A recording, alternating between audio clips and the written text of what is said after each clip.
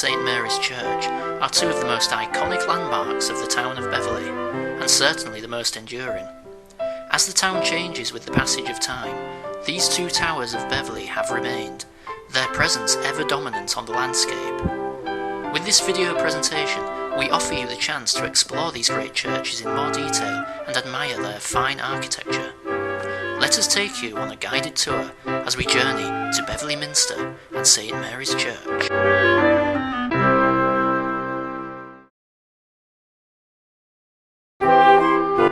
Our first port of call is St Mary's Church, situated on the corner of North Barworth Inn and Hengate.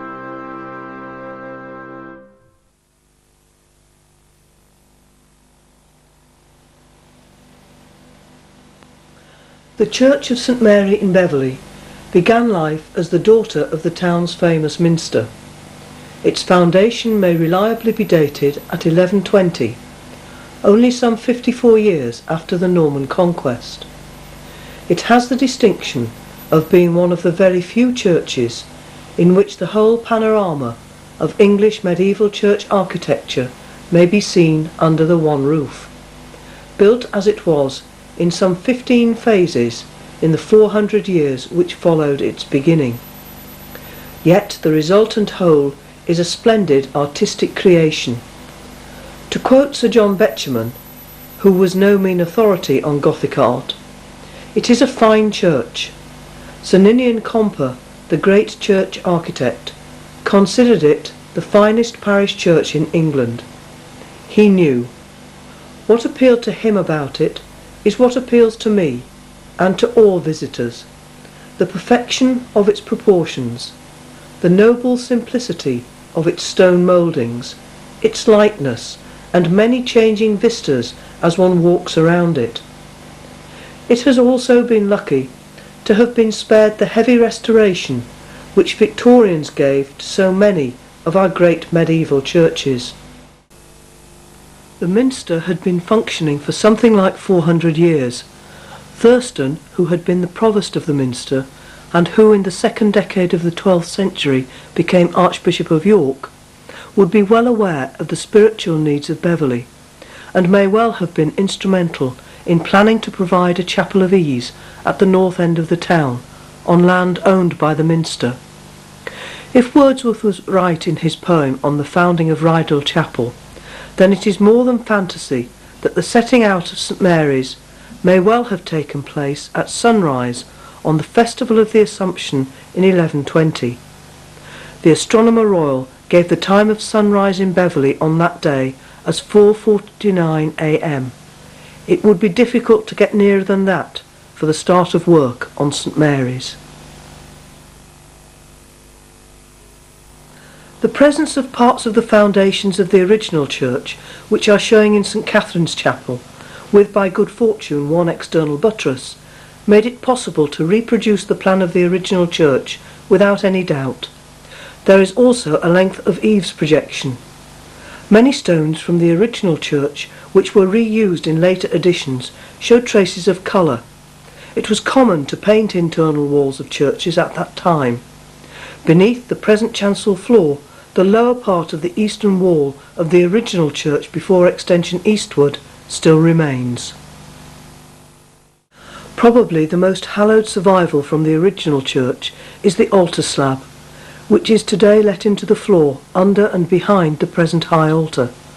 At the time of building, 12th century, all altar slabs were required by a statute of Archbishop Longfrock to be in stone, and each was incised with a cross in each corner and the centre before consecration.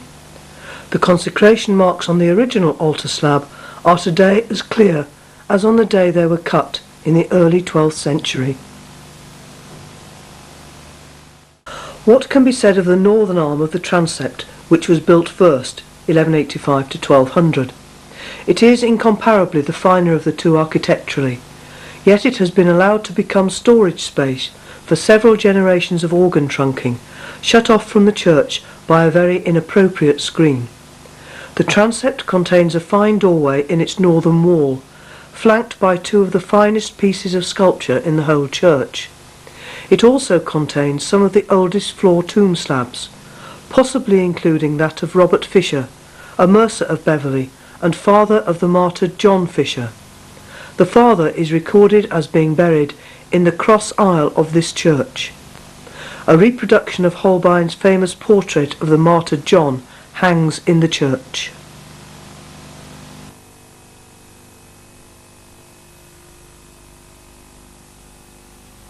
Currently, with the building of these transepts, the minster suffered two great calamities. In 1188 a great fire caused enormous damage, not only to the minster, but to much adjoining property. The damage to the minster alone is reported to have taken 10 years to clear. This was followed by a second and worse tragedy at the minster, when in the year 1200 the central tower collapsed, putting the minster out of use and leaving no alternative to complete rebuilding. This of course gave added importance to St Mary's, which became the dominant and flourishing centre for worship in Beverley. Though the minster still kept strict control, the chapter insisting that the 4 clerks ministering in St Mary's must be examined in grammar and song, and be approved, admitted by, and swear obedience to the chapter, in the same way as the minster clerks. It was not until 1269 that St Mary's was allowed its own vicar and a degree of autonomy. In the last quarter of the century, work began under the master mason Gilbert Humbercolt on the Holy Trinity Chapel, now vestry, built over a stone-vaulted crypt. Its dimensions are unusually large, 43 feet by 35 feet. The generous size of the Holy Trinity Chapel might be accounted for by the fact that the Mercers' Guild, Beverley's premier guild, and sometimes called the Trinity Guild, maintained its light there. This chapel, which would originally be entered from the north transept, at first occupied the entire space bounded by the transept and the north wall of the 12th century chancel. Its design is dignified and a restrained example of the geometric style. The crypt below the Holy Trinity Chapel, certainly the oldest room in Beverley, was originally almost 4 times the size of the present portion now furnished as a quiet room. Built as a charnel house or bone hole, to house remains dug up as the church expanded, was at first entered only from outside, and the original doorway still exists in the centre of the east wall. The crypt is a fine one, rivalled only in Yorkshire by that at Lastingham, with a very interesting and informative stone vault and stone ribs skilfully cambered to take the loading from the chapel overhead.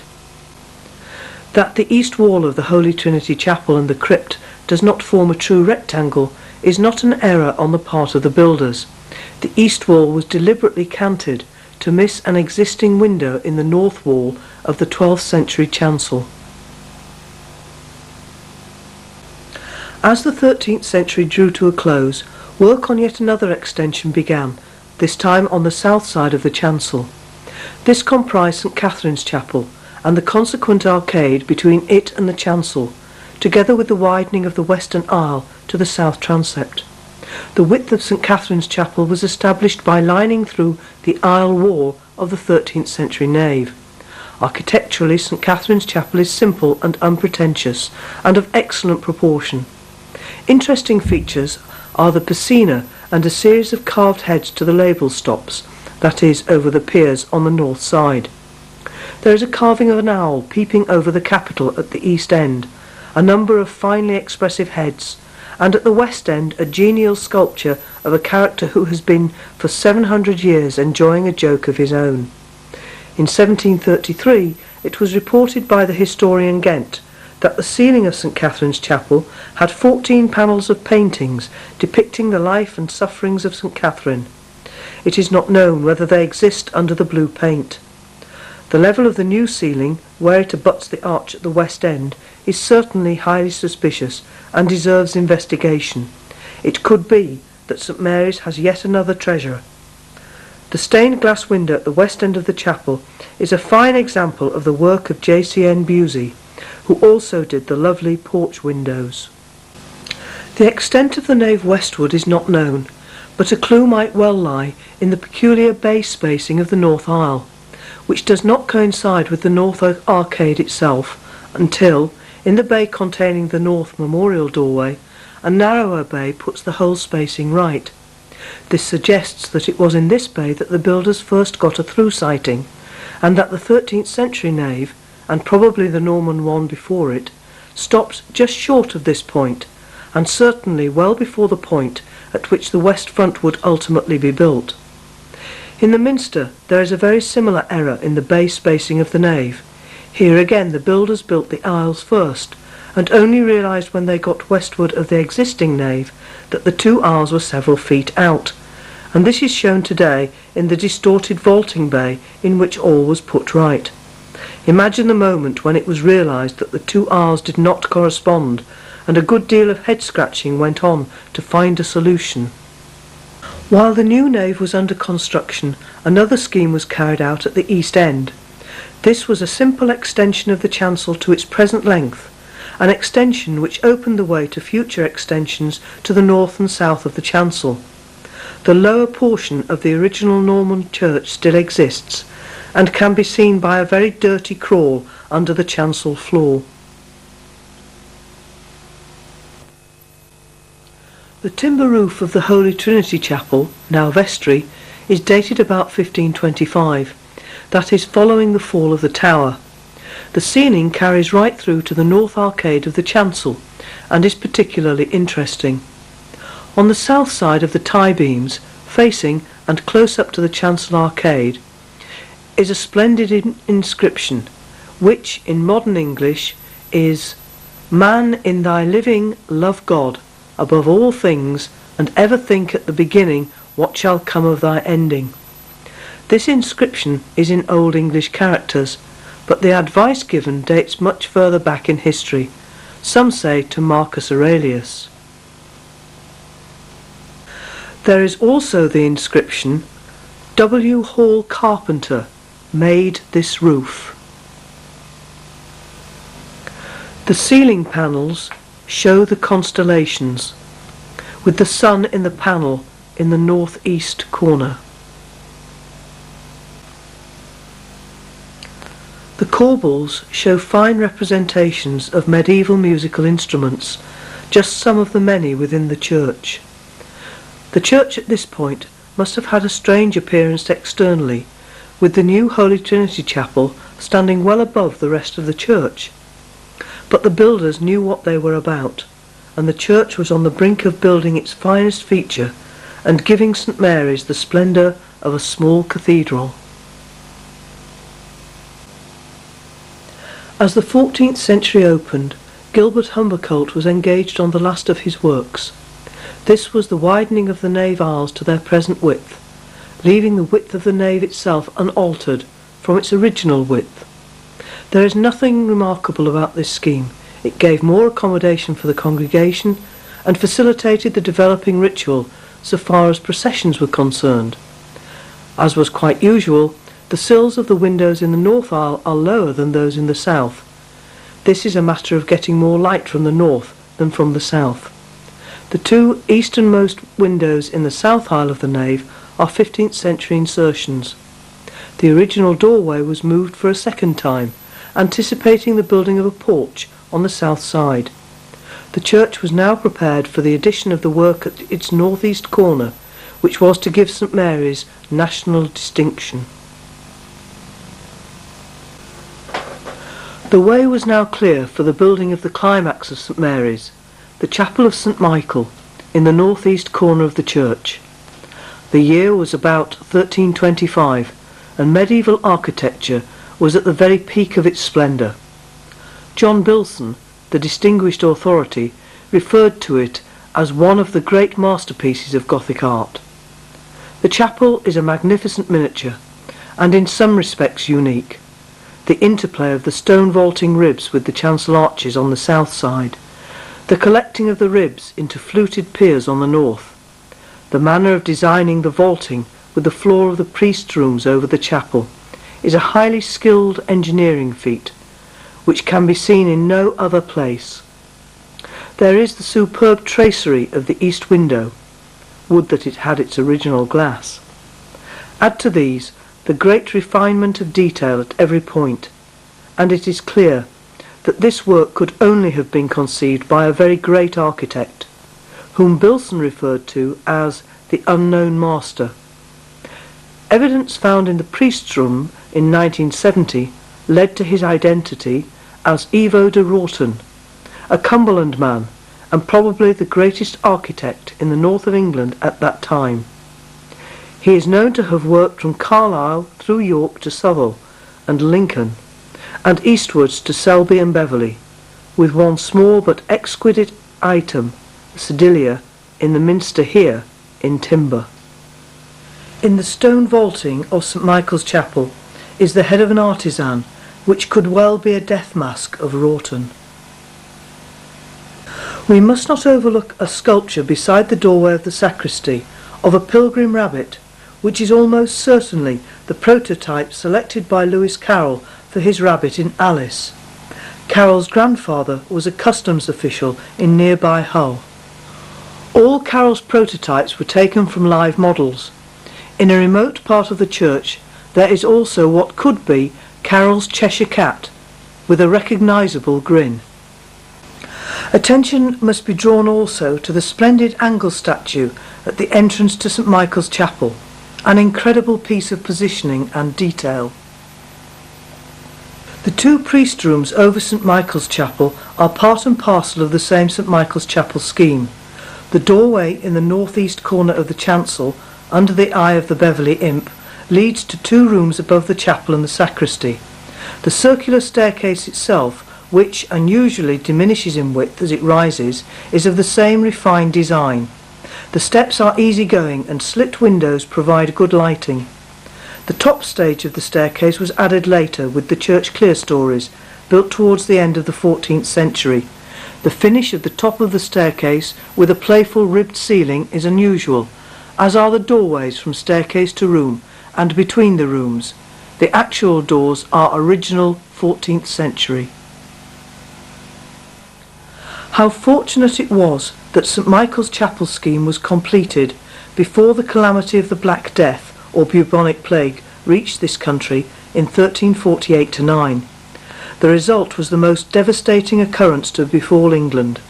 Contemporary estimates put the number of dead at almost half the population of about 4 million. The population was decimated, and naturally the worst effect was felt in urban populations. The building industry, concentrated largely in urban areas, suffered badly and virtually came to a standstill for a generation.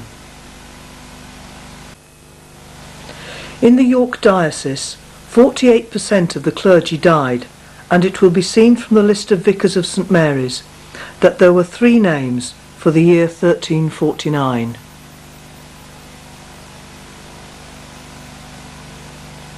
The volume of building in the first half of the 14th century implies a highly organised industry. After a 7-year apprenticeship, operatives' wages, guaranteed work and holy days with pay were fixed by statute, though perks were not. As the country recovered from the plague, stonemasons were scarce, carpenters who had worked more in rural areas less so. Scarcity led to demands for higher wages, and Edward III's Parliament decreed a wage and price freeze. This did not work, and unrest forced Parliament to award a 33% increase in wages, and inflation was off to a good start. It was in the 1380s that work got going again. At the Minster the building of the west front began, while at St Mary's work started on the lofty clerestories, beginning around 1385 with the nave. The clerestory windows, designed to transform the church by doubling its height, were the new fashion of the day, and although their tracery shows some survival of curvilinear forms, perpendicular lines were dominant. The church at once became flooded with daylight. Externally, the clerestories with their battlemented parapets and slender pinnacles have great elegance, but the great thing is that the church had suddenly become light, reflecting the main characteristic feature of the many great wall churches which were springing up around the country, particularly in East Anglia. But a cloud hung over St Mary's. The building of the clerestories around the church was completed in 1465, and these immediately caused problems. Firstly, it was necessary to heighten the old 12th century tower, which was already overloaded and weakened by the openings on 4 sides, leaving 4 corner piers which were far too slender for the work they had to do.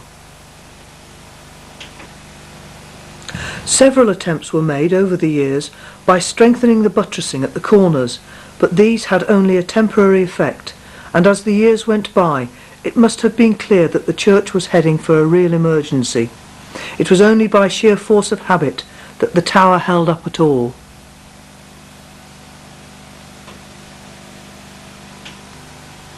Nevertheless, work proceeded with the central portion of the west front and the addition of a porch near the west end.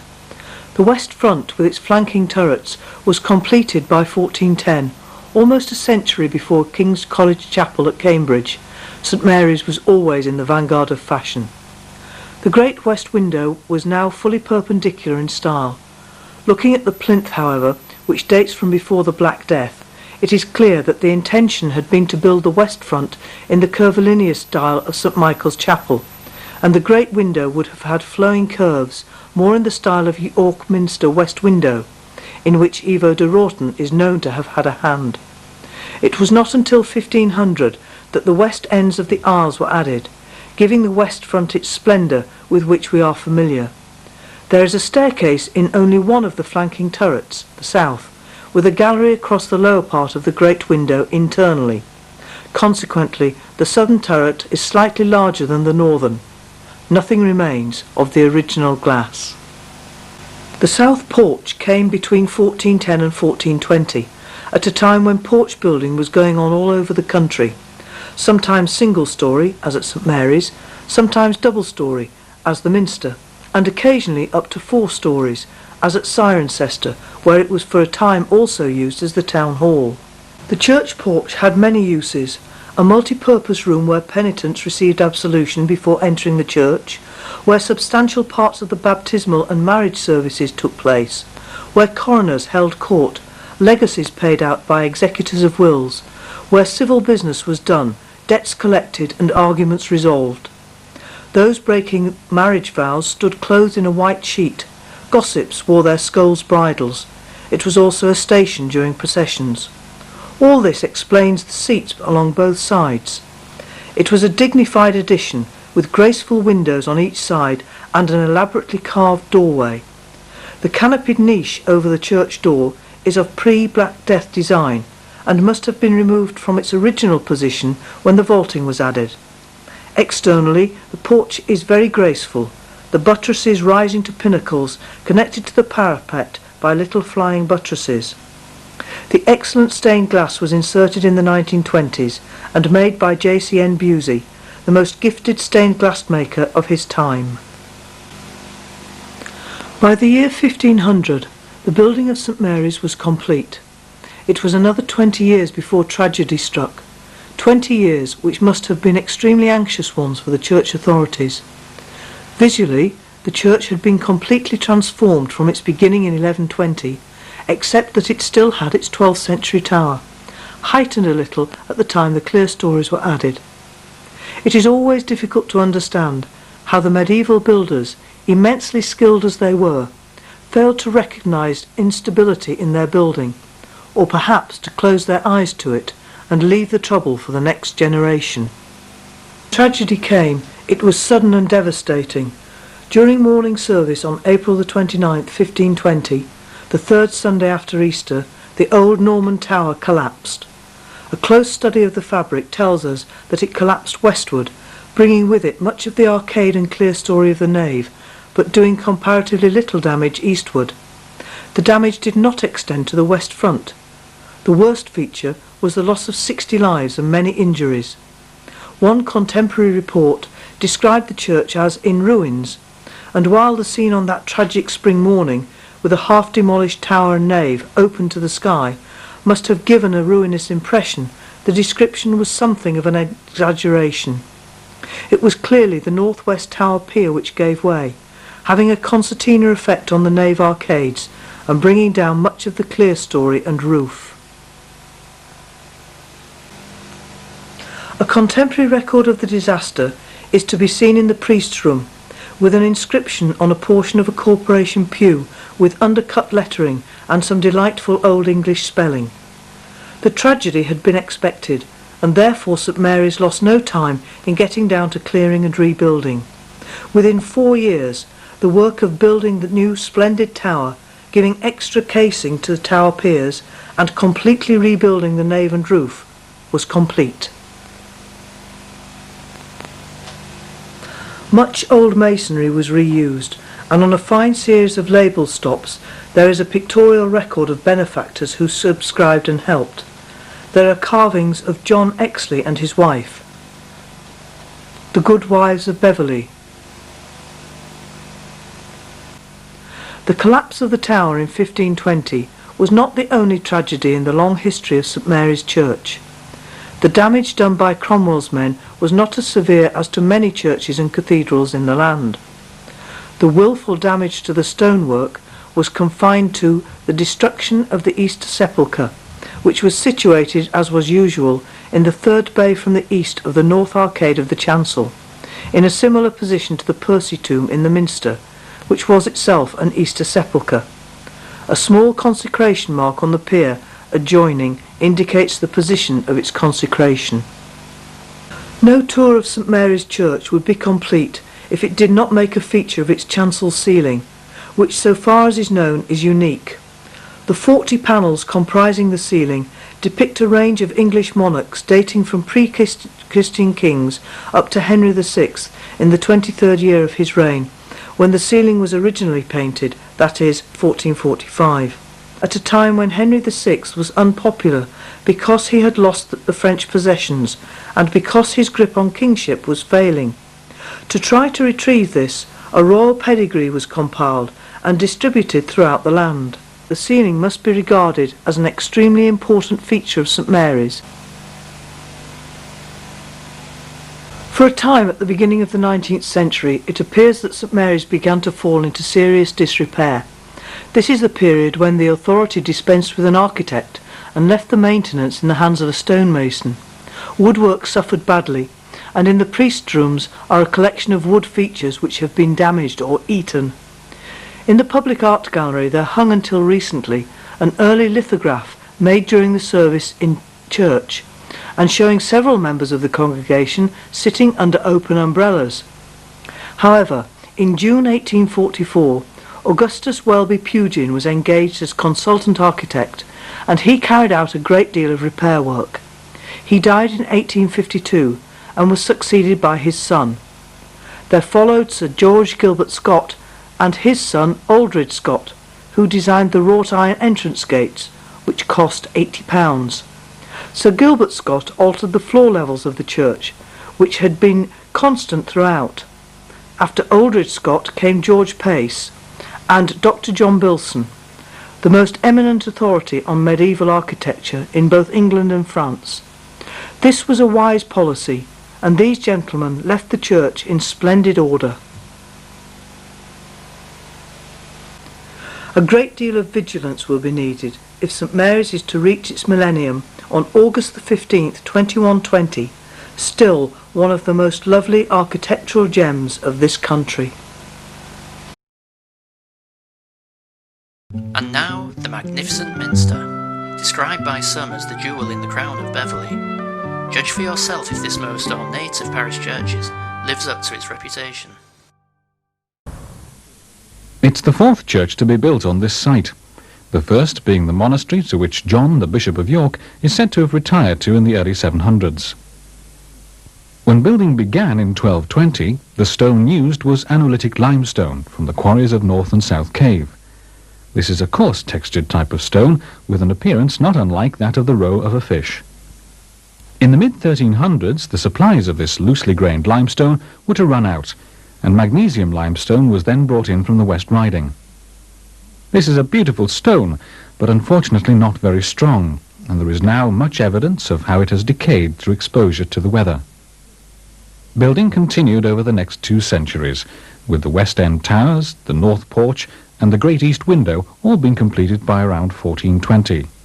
The slim West Towers, with their heavy buttresses and tall belfry windows, have many niches which are adorned by numerous statues, and they, along with much elaborate panelling, rise to the pinnacled parapets to form what some say is a more successful composition than the towers at York. Since the early 1400s, many additions and much restoration has been carried out to maintain the Minster as we know it today. Looking around the exterior, on the corner of the South Tower, it's unusual to see not one but two vertical sundials close by to each other, one displaying the words now or when, as if to ask, is this the time to do whatever was planned, or when? The east end of the church is the oldest part of the building. These stones were laid in the 1200s, nearly 800 years ago. This chapel was added in 1489 to house the remains of the 4th Earl of Northumberland. He had refused to commit his 6,000 troops on the side of Richard III at the Battle of Bosworth in 1485. Richard was of course killed, and the Tudor dynasty was founded by the victor, Henry VII. The 4th Earl was killed some years later at his home near Thirsk, and his burial was described as the last great medieval funeral. 13,000 commoners were each paid dole money to process after the coffin. The minster was draped inside with black. Hundreds more were paid to sing and perform religious duties, the expense of the whole enterprise severely denting the 5th Earl's fortune. During the 18th century, the gable of the north transept of the minster was found to be leaning at a precarious angle. Extensive work was therefore urgently carried out, principally by architect and carpenter William Thornton. Using a massive timber pivoted shoring, the whole of the north end was gradually eased back into place.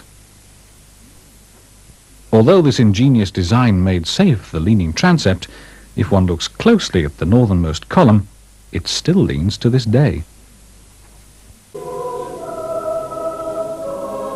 On entering the minster, there is a feeling of harmony and beauty that few other churches can match.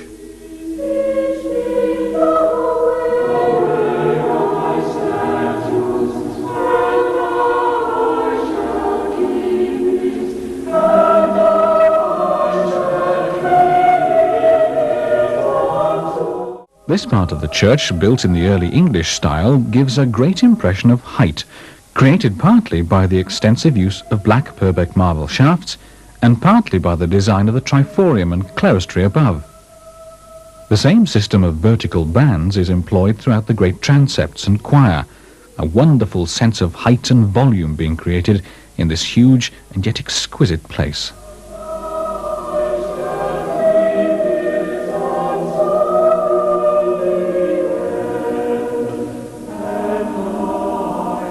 The original design of the triforium was inspired by Lincoln, and is a perfect example of how some 13th century architecture was lavishly affected. It's here in the nave that we have the most important collection of medieval carvings of musical instruments in Europe. Here are bagpipes, portable organs, horns, drums, and many more, all played by mortals and angels. The musical traditions in this church stretch back over many centuries. Indeed, Beverley was reputedly the centre for the Northern Guild of Musicians in the Middle Ages. Some of the other carvings are quite comical. This one here shows toothache. Another, someone suffering from an upset stomach. It is thought that the carvings were intended to convey, to a mainly illiterate congregation, true-to-life stories. One might say, sermons in stone. On the south side of the nave, on either side of the south door, are the statues of King Athelstan and St. John of Beverley.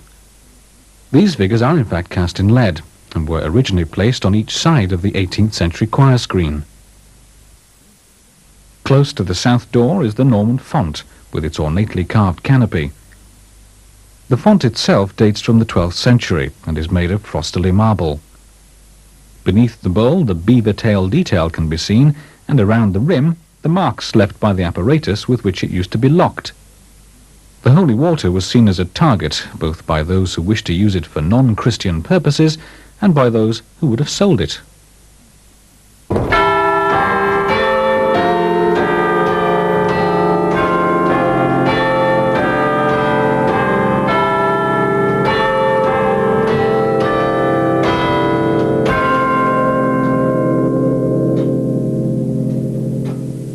The clock chimes, which are the tune that the clock plays, are played by pegs in this drum here, operating these levers. And after the chimes have played for the hour, there is this pull rod here which pulls a long lever leading to the other tower, which then triggers another part of the clock to strike the hour on the Great John Bell. The Great John Bell, of course, weighing 7.5 tons and being quite an enormous thing, and there is no room for it in this tower. Incidentally, this clock was the very first clock in Europe to be able to chime in one tower and strike in the other.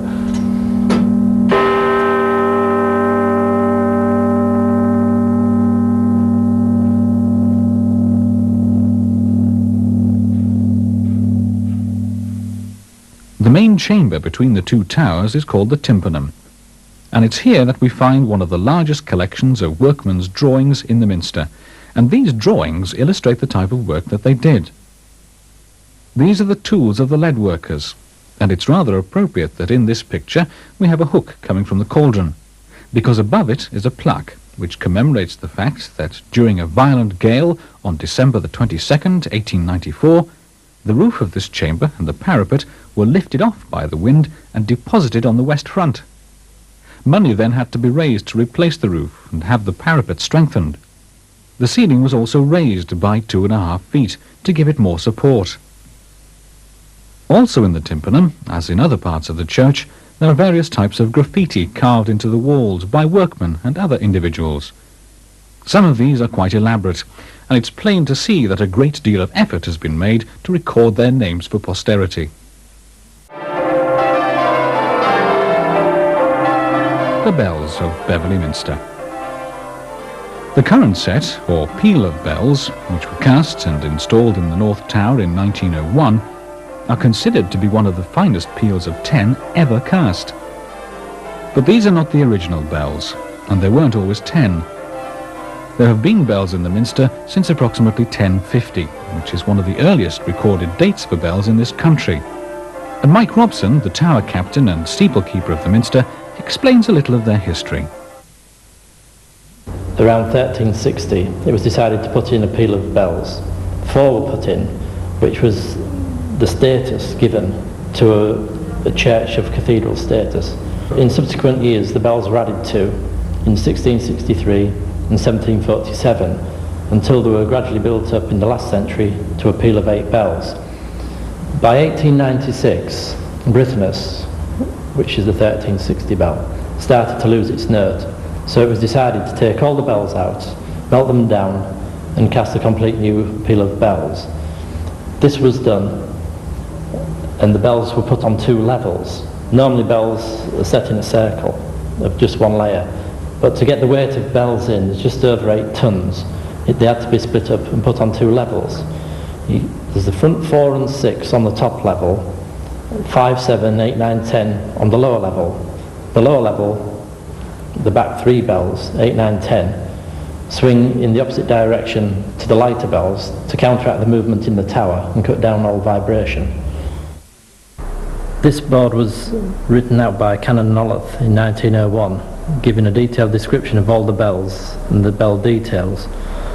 The top picture shows Great John on its wagon arriving outside the Minster. The lower 2 pictures between them show all 10 bells sat on the church floor before being lifted into the tower. At that point they were actually stood on blocks and rollers, rolled under the tower and then hoisted up by block and tackle.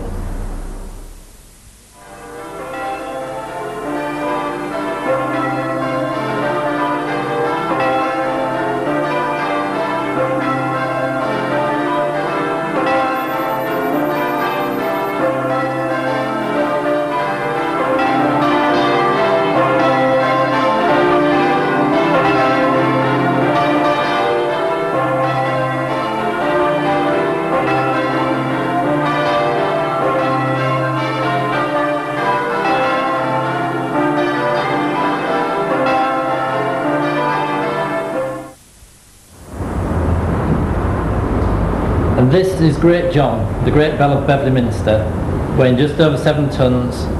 That was put in 1901. And with the bell came a toolkit. And this is part of the toolkit. 1 very heavy spanner, a set of 5. Next to Great John is the prayer bell. which was cast around 1360 and was the tenor of the original peal of 4. In the clock room below Great John is the sister bell to the prayer bell called Brithenus, which again is of 1360. The prayer bell, which is just over a ton, called Peter, has been rung daily for services since 1360 and must now be one of the oldest bells still in a good ringable condition from that period.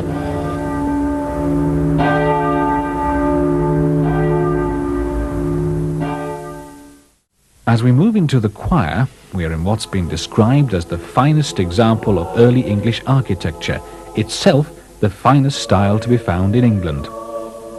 In this, the heart of the church, we're surrounded by the glory of this fine 13th century style.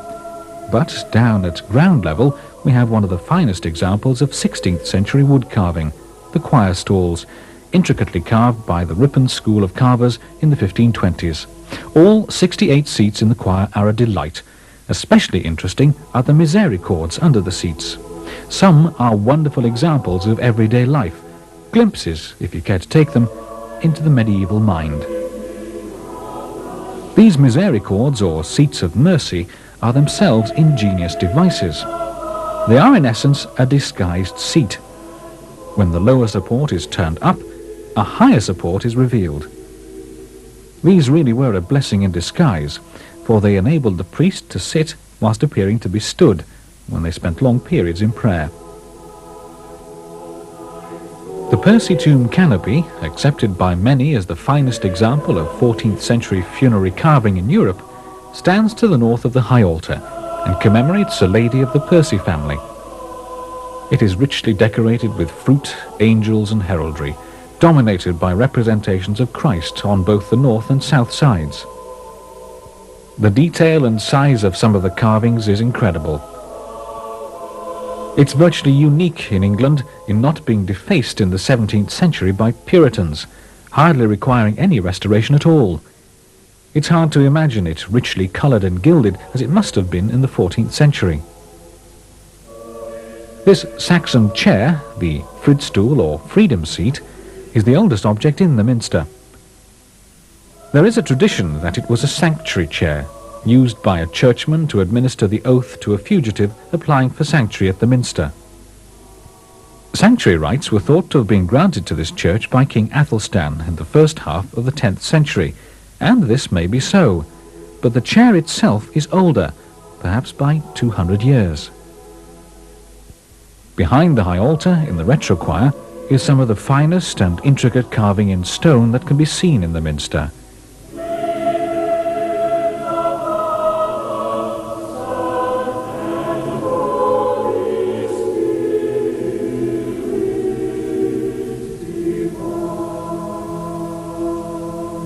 The high altar itself, backed with its beautiful reredos, which was rebuilt by master mason William Cummins around 1825, once held the gold and silver bejewelled shrine of St. John.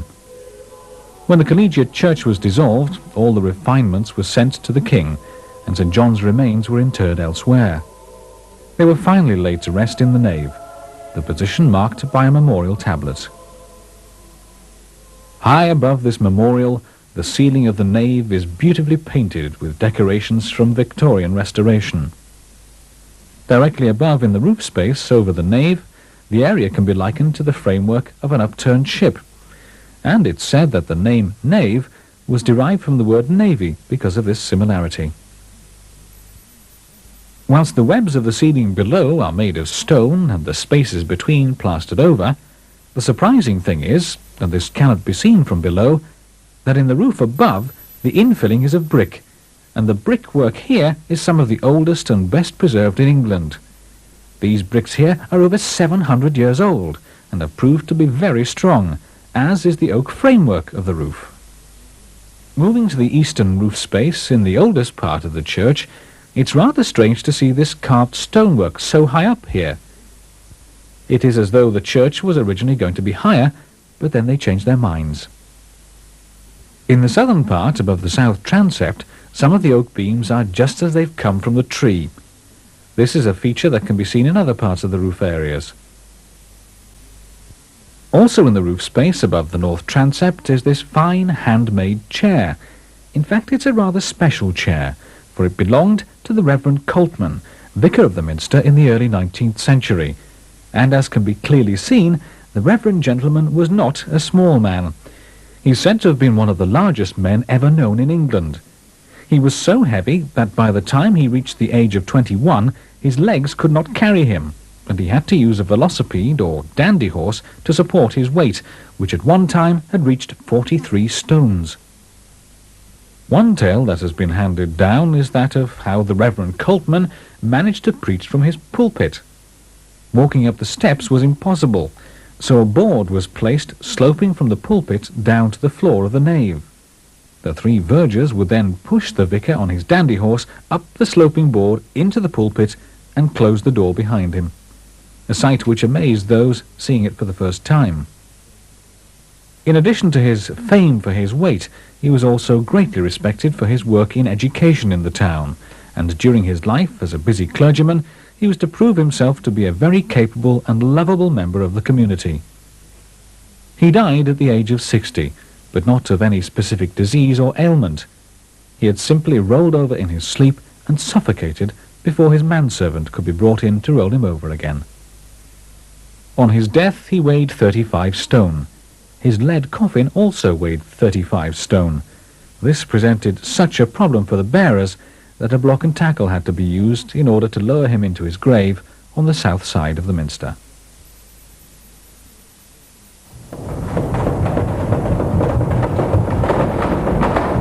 One of the main attractions in the central tower is the famous tread wheel, which is still in a working state.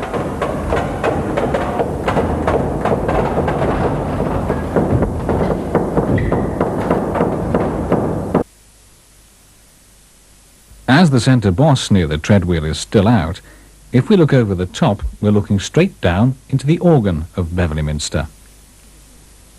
During the middle years of the 18th century, to complete a thorough restoration of the minster, a new organ was commissioned from Johann Schnetzler, the most influential organ builder at that time. By 1855, although the organ had given excellent service to the minster, it was in need of reconstruction. William Hill, an eminent Victorian organ builder, was given the task, and thanks to his skill he managed to save a substantial amount of the Schnetzler pipework. He managed to match his own pipes in scale with the old, ensuring that the Minster organ still had more Schnetzler pipework than any other organ. The organ stands on a screen carved by Beverley's woodcarvers James Elwell to a design by George Gilbert Scott in a case designed by Dr. Arthur Hill in 1916. The organ today, although it matches the beauty of its surroundings, is again in need of restoration.